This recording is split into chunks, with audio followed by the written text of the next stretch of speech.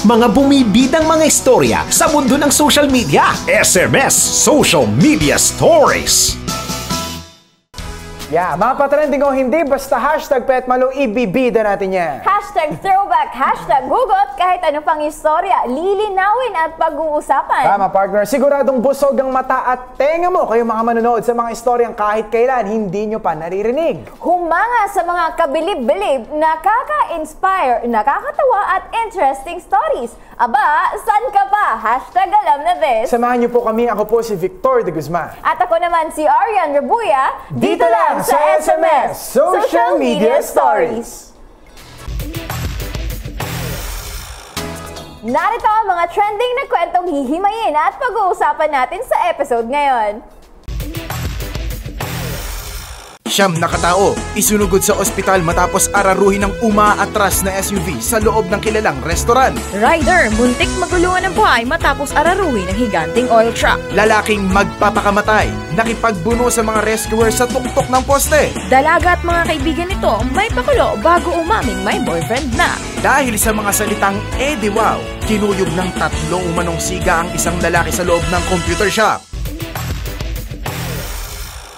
Eto partner, medyo usapang seryoso Tama. muna tayo. Ang disgrasya o yung aksidente, walang pinipiling lugar yan. Kahit nasa loob ka pa ng bahay, kahit nasa sinasabi nating pinakaligtas ng lugar sa buong mundo, talagang minsan susundan pa rin tayo ng aksidente. Agree partner. ako dyan, partner. Napakadelikado na po talaga ng panahon ngayon. Kaya kayo, mag-iingat po kayo, okay?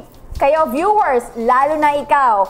Tama. Mag-iingat po tayo at sabayan po natin ito ng dasal. Tama yan, partner. Tama yan. Dahil lang ang aksidente, parang kabutihan. Bigla-bigla na lang sumusulpot. Tulad na lang ng SUV nito na kung saan literal na bigla na lang sumusulpot. Sumulpot, literal. As in, literal. Nakakatakot naman yan, partner. Pero biruin mo, bigla na lang yan sumusulpot. Tapos ano nangyari? Eto, alam mo partner, para sa mga susunod na ganap, mas mabuti pang panoorin na lang natin yung video na to para mas malinawan, di ba? Tama, tama. Parehas tayong malinawan, pati mga viewers natin. Tara, sabay-sabay na po nating panoorin ito at mapapa-hashtag tayo ng SUV in Arresto.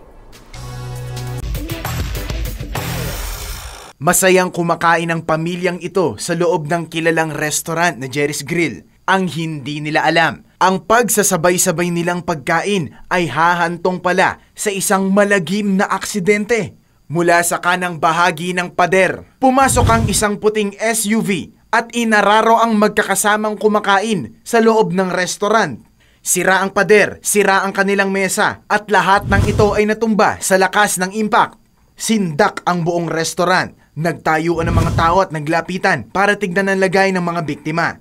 Hindi na nakita pa ang mga sumunod na naganap. Muli nating balikan ang pangyayari bago araruhin ng SUV ang mga biktima.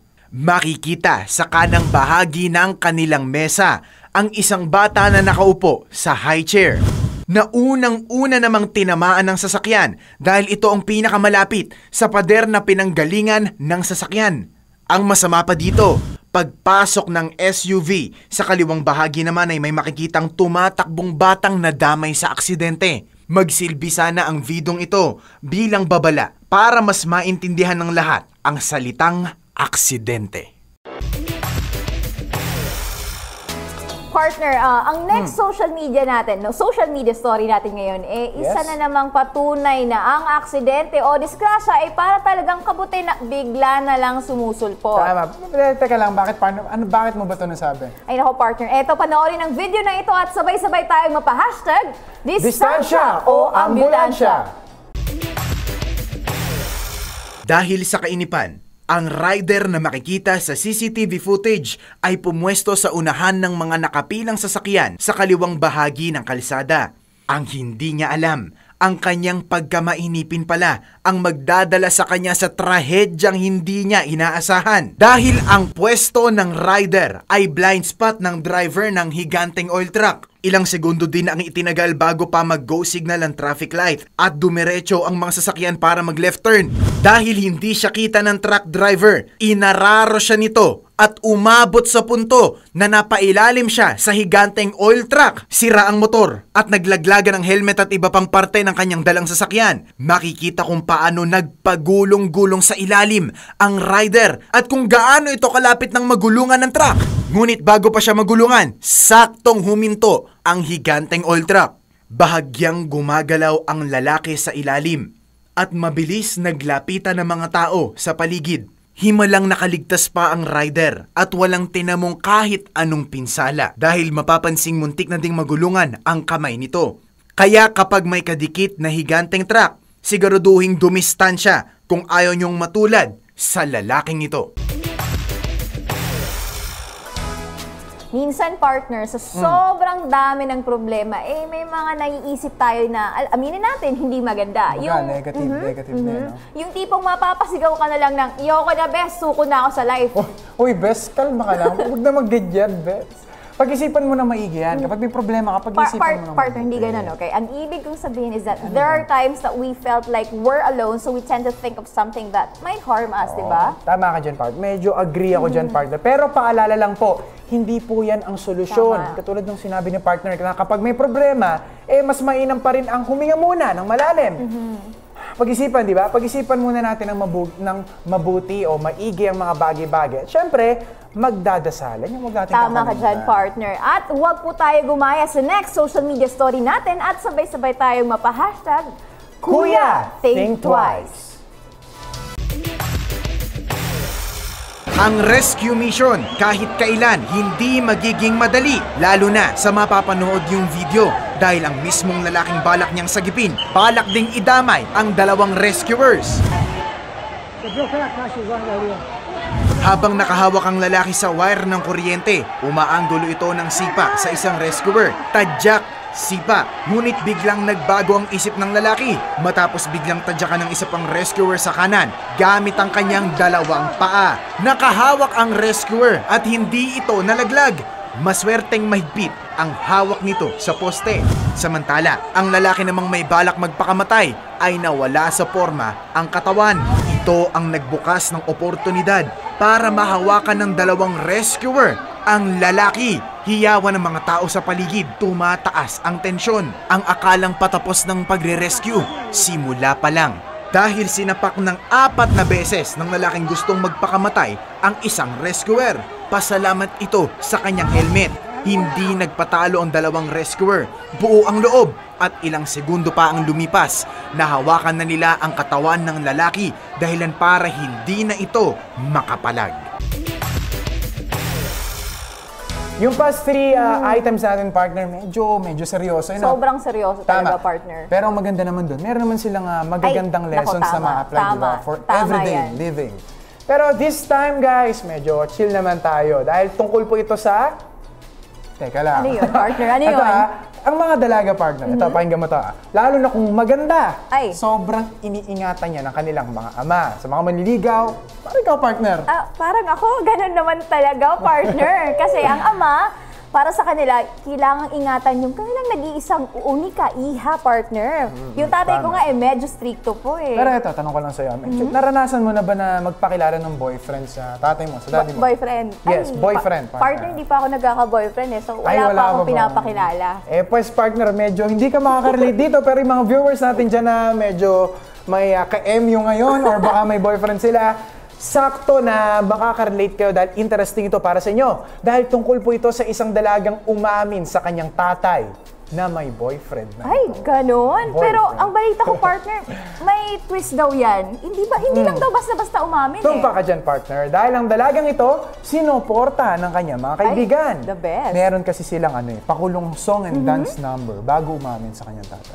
Ay, talaga? Well, excited na ako mapanood yan, partner. Kaya wag na nating patagalin pa dahil siguradong mapapahashtag kayo na Daddy, may boyfriend na ako sa video na ito. Oh, Tita Joey! Shine, Tita Joey!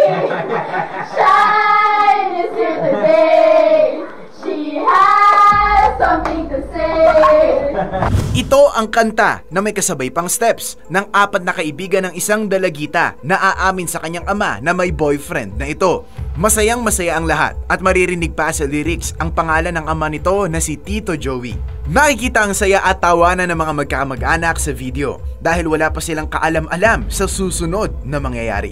Hey, ready, ready, hey, ready, ready, hey, 5, 6, 7, 8, nanti yung boyfriend ako!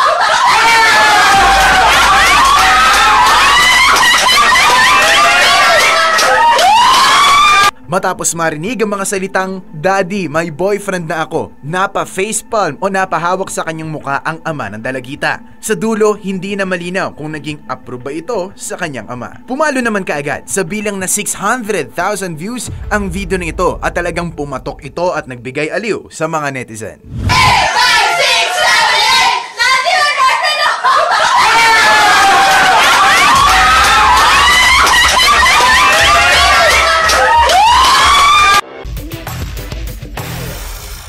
Partner ng computer shops, tambayan niya ng mga addict sa computer games. Hindi naman siguro. Pero partner, may kakilala nga akong hindi na umuwi kasi, alam mo ba, madaling araw sila naglalaro ng mga barkada niya.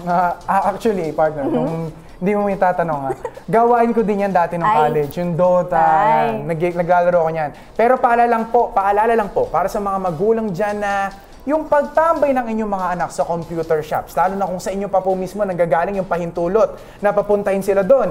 Naku, sinasabi ko na po sa inyo, hindi po ito safe. Dahil nakita ko na mismo, partner, ako na mismo kasi na-experience ko yan iba't ibang environment ng computer shops. Ay, oo, partner. Kahit ako, napapadpad din ako sa mga computer shops. At syempre, as a parent, they have to be responsible, di ba? One big reason dyan, and the obvious reason as well, anak nila ang nandoon without their guidance. Lalo na yung mga sobrang bata pang, mga tambay na sa computer shop, partner. Right, partner. Sobrang agree ako dyan. Kaya ito po ito pong video na ito para sa mga magulang dyan, yung mga nakikinig, pakinig po kayo.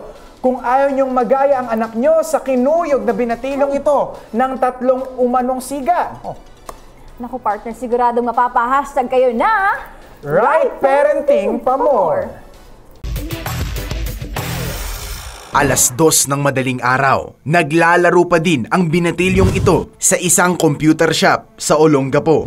Wala itong kaalam-alam. Planado na pala siyang sugurin ng 3 siga umanong kalalakihan. Ang dahilan, nabastos nito umano ang isang babae sa mga salitang wow. Pagdating pa lang ng mga kalalakihan, tumiklop kaagad ang binatilyo dahil inunahan agad ito ng sapak diretso sa muka ng nakakulay itim na damit at sombrero.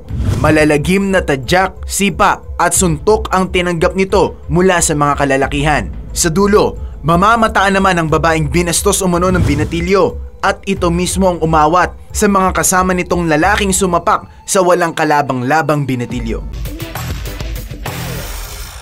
So partner, sobrang bilis naman ng programa natin, social media stories. Pero bago pa natin tapusin ito, balikan muna natin yung 5 interesting topics natin. Yung medyo seryosong 5 interesting Medyo seryoso pero with a twist. Well, the twist. And syempre yung learning. Tama. Tara, panoorin na natin ito ng sabay-sabay. Siyam na katao, isunugod sa ospital matapos araruhin ng umaatras na SUV sa loob ng kilalang restoran. Rider, muntik maguluhan ng buhay matapos araruhin ng higanting oil truck. Lalaking magpapakamatay, nakipagbuno sa mga rescuers sa tuktok ng poste. Dalaga at mga kaibigan nito may pakulo bago umaming may boyfriend na. Dahil sa mga salitang wow, kinuyog ng 3 umanong siga ang isang lalaki sa loob ng computer shop.